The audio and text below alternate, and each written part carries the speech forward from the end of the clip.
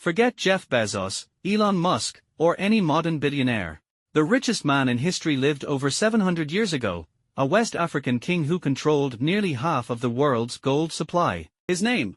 Mansa Musa. But his story is more than just wealth, it's about power, ambition, and a journey that changed history forever. So who was Mansa Musa? And how did he become the wealthiest ruler the world has ever seen? Let's travel back to 14th century Africa and uncover the incredible rise of the Mali Empire. Before Mansa Musa, the Mali Empire was already powerful, but not a global superpower. His predecessor, Abu Bakr II, was obsessed with exploring the Atlantic Ocean. He set sail with 2,000 ships, and was never seen again. That's when Mansa Musa took the throne. Musa inherited a massive empire that controlled key trade routes, including the legendary gold mines of Bambuk and Wangara. These mines supplied almost 50% of the world's gold. But Musa wasn't just a ruler, he was a visionary. He knew that wealth alone wouldn't make Mali great. He needed knowledge, faith, and influence. To achieve that, he planned the most legendary journey in history, a journey to Mecca. In 1324, Mansa Musa left Mali for a pilgrimage to Mecca, a sacred Islamic journey called the Hajj. But this wasn't an ordinary pilgrimage. This was the most extravagant journey the world had ever seen. Musa didn't travel alone. He took 60,000 people, including 12,000 personal slaves, thousands of soldiers, and hundreds of camels carrying pure gold. Each camel carried 300 pounds of gold dust. This journey wasn't just about religion, it was a political statement. Musa wanted the world to know that Mali was the richest empire on earth. When Musa arrived in Cairo, Egypt, he did something shocking. He started giving away gold to the people. His generosity was unmatched, but it caused economic chaos. He spent so much gold that gold's value dropped for 10 years. Historians say he single-handedly caused inflation in the region. This was the first time the world realized how powerful Mali was.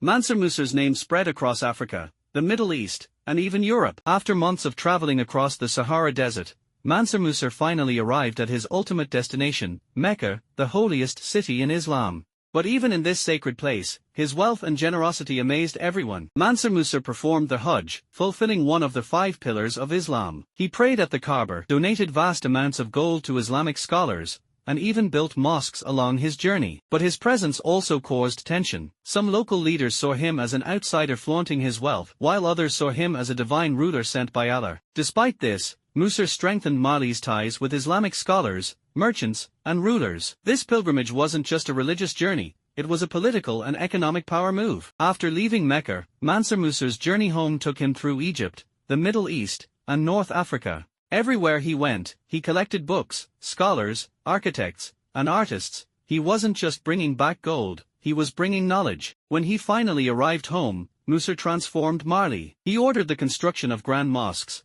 libraries, and universities, making Mali a center of Islamic learning and culture. One of his greatest achievements, the city of Timbuktu, which would soon become the greatest intellectual hub in Africa. Long before Europe's Renaissance, Timbuktu was already thriving with knowledge and culture. Under Musa's rule, the city became a beacon of education, attracting scholars, poets, and scientists from across the Islamic world. The Sankore University, built by Mansa Musa, became one of the greatest learning institutions of its time, housing hundreds of thousands of books and manuscripts. From astronomy and medicine to mathematics and theology, Timbuktu rivaled the great universities of Cairo and Baghdad. Mansa Musa didn't just expand Mali's wealth, he spread Islamic culture and education across West Africa. He built mosques in every major city, encouraging trade and diplomacy with the Muslim world. But unlike some rulers, Musa didn't force Islam on his people. He respected traditional African beliefs, allowing his subjects to practice freely. Mali wasn't just rich, it was one of the most powerful empires in Africa. Musa fortified his army, built massive trade routes, and controlled the Niger River, ensuring Mali's dominance. Through trade and diplomacy, Musa expanded Mali's influence to include parts of modern-day Senegal, Niger, and Nigeria. Mali wasn't just rich, it was one of the most powerful empires in Africa. Musa fortified his army, built massive trade routes, and controlled the Niger River, ensuring Mali's dominance.